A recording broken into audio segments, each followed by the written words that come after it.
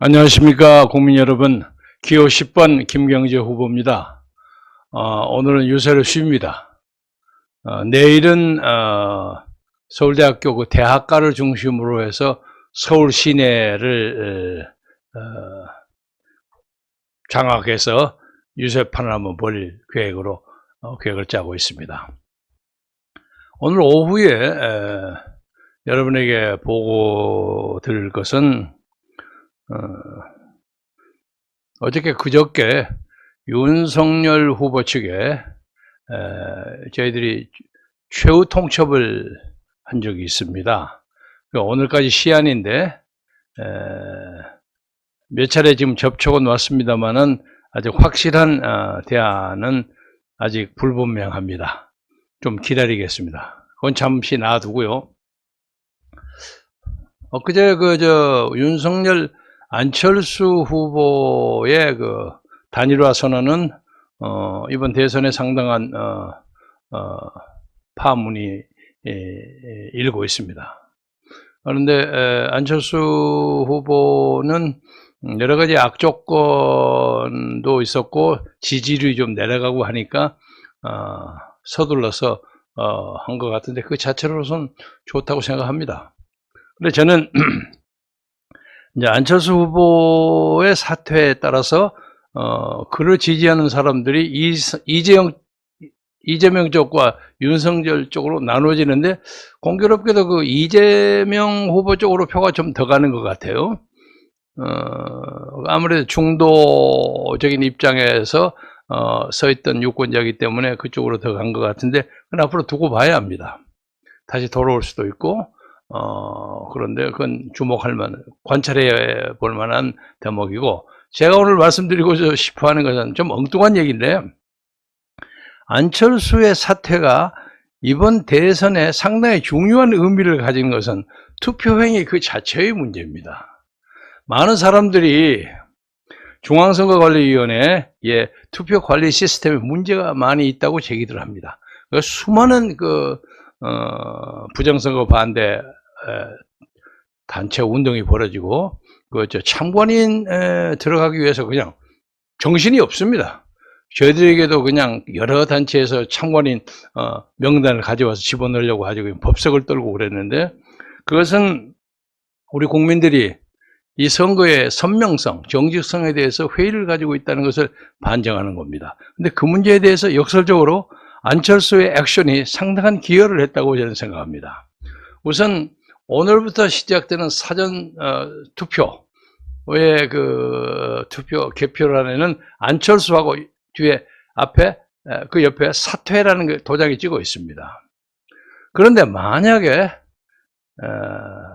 이 정부나 또 어느 층에서 사전 선거를 획책했다고 한다면, 예를 들면 흔히 얘기하는 투표함 바꿔치기를 한다거나 그런 일을 벌였을 경우에는 그 사람들이 집어넣은 투표지에는 안철수 옆에 사퇴라는 말이 들어있지가 않거든요.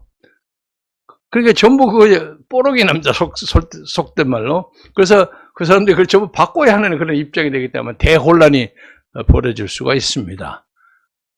그래서 역설적으로 안철수의 단일화 선언이 한국의 클린 선거를 만드는데 대단한 기여를 했다고 보아집니다. 여러분이 아시다시피 이렇다고 합니다. 어떤 특정한 지역에 예를 들면 여당이 60%가 나오고 야당 윤석열 쪽이 40%가 나온다면 그것을 맞춰놓고 딱 여기다가 이걸 바꿔치기 하는 걸로, 예를 들면 이 40을 30으로 내리고 이걸 60으로 올리고 조금씩 조정하는 박스가 있다고 해요. 여기는 5% 더 많은 거, 요건 10%. 따라서 개표가 진행됨에 따라서 그거를 대체한다 하는 것이 전형적인 부정수표 투개표 방법이라고 알려져 있는데, 그 문제에 대해서 안철수의 액션이 일대 혼란을 야기시켰습니다. 왜? 투표지에 안철수의 사퇴라는 게 없는 건 전부 가짜거든요. 근데 그렇다고 해서 오늘 아침인가 어딘가 인천인가 어디에서 하나 나타났죠? 투표지가 하나 나타났는데 안철수 사퇴 이것이 없는 것이 나타나서 그 사전선거에 상당한 혼란이 일어났던 보도가 날아오고 있습니다. 앞으로 주목해 볼 만한 일입니다. 현재 상태에서 이재명 쪽에는 단합하는 기운이 좀 보이고, 또 전통적인 그 미국의 시사주간지 타임지에서 이재명에 대한 특별 인터뷰를 발표했습니다. 그런데 이 타임 매거진은 지난 4번의 한국 선거에서 특정하게 한 사람씩만 정하고 인터뷰를 했는데, 그 인터뷰 한 사람이 전부 당선했습니다. 그러니까 김대중, 그렇고 노무현 이회창 할 때는 이회창 안 하고 노무현만 했어요. 당선했고, 그 다음에 문재인과 박근혜 후보가 붙었을 때는 박근혜 후보를 했어요. 문제를 안 하고. 여야를 넘나들면서 그들 나름에 아마 놀랄 만큼 정확한 정보가 있지는 않는가 하고 느낄 정도입니다. 그런데 이번에 공교롭게 이재명을 인터뷰했습니다. 그래서 이재명이 지금 넥투넥으로 붙어 있는데 무슨 특별한 장치가 있는 거 아닌가 하는 그런 느낌이 들게 합니다. 앞으로 그것도 지켜봐야 하겠습니다. 내일부터 유세를 재개합니다만은 오늘 저녁에 그쪽에 누구누구하고 접촉하느냐 하는 얘기는 지금 일단 보류하겠습니다. 윤석열 후보 측에 지금 결정적인 엑스파일이 하나 터지지 않았습니까? 이것으로 장안이 시끄럽고요. 특히 저희들 그 지지자들은 아주 폭발적인 그 항의 사태가 벌어집니다. 특히 그 말이, 박근혜는 뇌물 혐의를 씌워서 엮어서 깜빵 보냈다, 감옥에 보냈다. 이 말이 너무 자극적이에요. 그래서 이 문제에 대해서 윤석열 후보 측이 사실 여부를 밝혀야 합니다. 왜냐하면 이게 또 엄밀히 말하면 이게 가짜 뉴스일 수도 있는 겁니다. 그런데 이게 지금 선데이 저널이라고 제가 아는 언론입니다. 지금도 그 사람이 하는지 모르지만 제가 미국에 있을 때 캘리포니아 LA 나성에 있는 선데이 저널, 그때 발행이 연훈이라는 사람인데 외자입니다. 그 사람이 지금도 하는지 아니면 교체됐는지 모르겠으나 하여간 선데이 저널에서 그걸 했는데, 그 녹음을 자세히 들어보면 질문하는 사람들 목소리는 좀 그냥 컴프러치 했어요. 잘 안 들리게 했는데 대충 그 윤석열 당시 검사와의 대화를 하는 걸 봐서는 상당히 동격의 인물이 대화를 한 걸로 보입니다. 그냥 일반 기자가 하는 것이 아니에요. 그러니까 마주 앉아서 술을 마시거나 밥을 먹으면서 그냥 비슷하게 서로 소통을 하는 그런 식으로 얘기했기 때문에 그 사람이 지금 현직 더불어민주당 국회의원 된 사람이 아닌가 하고 짐작합니다.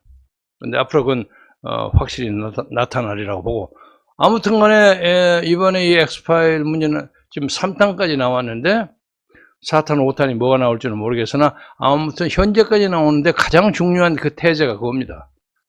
나는 박근혜를 버린 카드로 보았다든가 뭐 사용했다든가, 버린 카드라는 단어를 썼고 아주 배관시했어요. 그리고 그를 잡아서 재판에 회부할 때는 여러 가지 문제, 지금 이 혐의가 이거 다 있습니다. 여러분 보시겠지만 이것이 다 그겁니다. 제가 지금 인터넷에서 뽑아온 건데, 이 혐의 중에 빨간 줄 친 것이 이게 지금 박근혜 피고의 혐의에 대한, 보세요. 전부 무죄하고 유죄라고 붙인 것이 극히 적습니다. 이 몇 가지의 가장 중요한 게 뇌물입니다. 뇌물. 그러니까 박근혜 재판에 뇌물로 22년 선고를 만드는데 가장 핵심적인 역할을 한 것이 윤석열 검사라는 것이 정확하게 판명이 됐고 본인이 그걸 인정을 했습니다. 그래서 이 문제에 대해서는 아마도 윤석열 캠페인의 선거 캠페인에 제가 보기에는 최대 위기 고비라고 생각하는데, 이 문제에 대해서 오늘 내일 사이에 당사자가 확실한 해명과 변명 혹은 해설 혹은 또 필요하다면 국민 앞에 사죄하는 그런 액션이 불가피하다고 생각합니다. 우리가 이 문제가 일단 마감될 때까지 윤석열 후보에 대한 저희들의 태도를 결정하는 것을 잠시 유보하겠습니다. 오늘은 여기까지 마치겠습니다. 여러분 사전투표가 생각보다 많이 되는 걸 보고 걱정도 되고 또 한국인의 정치 참여의식이 이렇게 강해졌나 하는 생각도 들고 그래서 여러 가지 생각을 가지게 합니다만 아직 내일까지 봐야 하니까 정확하게 판별하고 분석하기는 조금 이릅니다. 자세히 지켜보고 저희들도 이에 따라서 선거 전략을 잘 조정하겠습니다. 국민 여러분, 모처럼 오늘 처음 마무리하면서 말씀드릴 것은 어딘가요? 연합통신, 연합TV에서 우리 후보들의 대표 공약을 쭉 이렇게 연이어서 밑에 바이라인으로 쫙 이렇게 나와요. 그래서 깜짝 놀랐어요. 아이고, 연합통신이 이걸 해주는구나, 연합뉴스가. 거기에 나오는 제 공약을 봤더니 한미일 군사동맹, 그리고 우리 핵무기의 독자적인 핵무기 강화, 그리고 공영방송 폐지, 그리고 빅테크에 의한 언론의 검열 방지, 이런 거 제 걸 몇 개 딱 요약을 해서 누가 했는지 요약을 참 잘했다 하고 생각했습니다. 여러분도 그거 보시고 다시 한번 확인해 주시기 바랍니다. 감사합니다.